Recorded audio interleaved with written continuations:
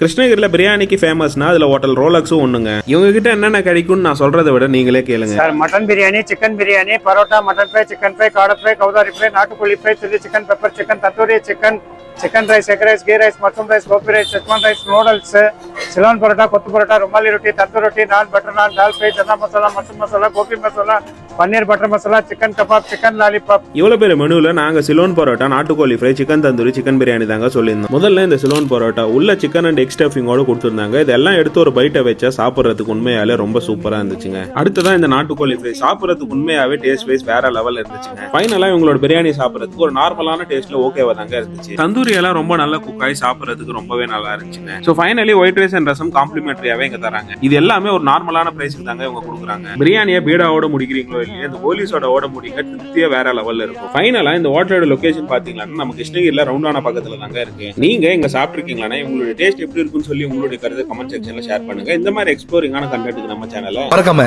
Surprise பண்ணுங்க.